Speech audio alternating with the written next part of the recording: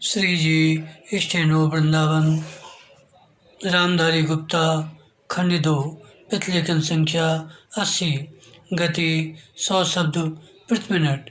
प्रारंभ करें।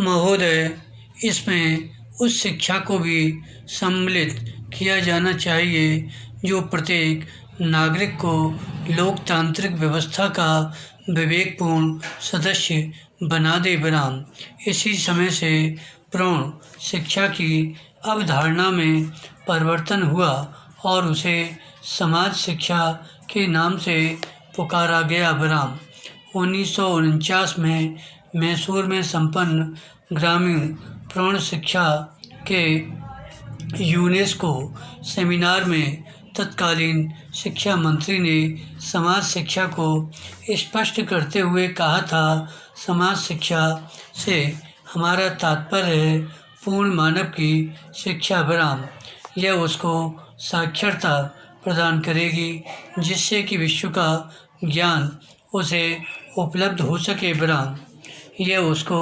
बताएगी कि वह अपने आप का वातावरण से अनुकूलन किस प्रकार करे एवं जिन प्राकृतिक दशाओं में वह निवास करता है उसका सर्वोत्तम प्रयोग किस प्रकार करे। बराम इसका अभिप्राय उसे उत्तम कला कौशलों तथा उत्पादन की विधियों की शिक्षा देना है जिससे कि वह अधिक उत्तम आर्थिक स्थिति को प्राप्त कर सके। बराम इसका उद्देश्य उसे व्यक्ति तथा समाज दोनों के लिए स्वास्थ्य विज्ञान के प्राथमिक सिद्धांतों की शिक्षा देना भी है जिससे हमारा गृहस्थ जीवन स्वस्थ तथा समृद्ध हो सके। बराम इस शिक्षा को उसे नागरिकता का पाठ पढ़ाना चाहिए जिससे कि उसे संसार की बातों का ज्ञान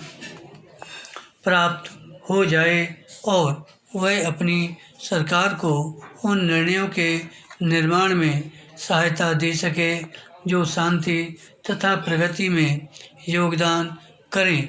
बराम प्रोफेसर कबीर ने समाज शिक्षा की परिभाषा देते हुए लिखा है कि समाज शिक्षा को अध्ययन के एक प्रकार के पाठ्यक्रम के रूप में परिभाषित किया जा सकता है जिसका उद्देश्य व्यक्तियों में नागरिकता की चेतना का उदय और उनमें सामाजिक समेक्ष की उन्नति करना है। बराम पैरा स्वाभाविक उपलक्ष्य के रूप में समाज शिक्षा व्यक्ति के व्यक्तिगत एवं समाज के सदस्य के रूप में नागरिकता के अधिकारों तथा कर्तव्यों की तीव्र भावना का समावेश करने का प्रयत्न करती है।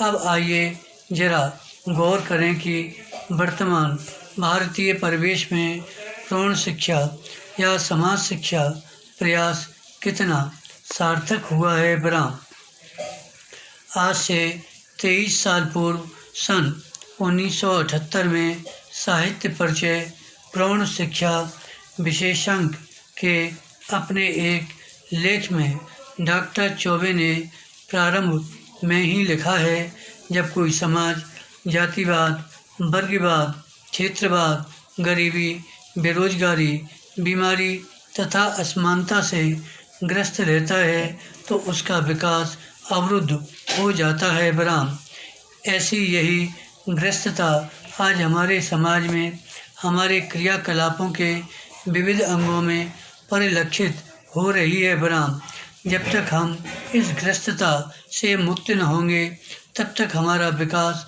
संभव नहीं होगा।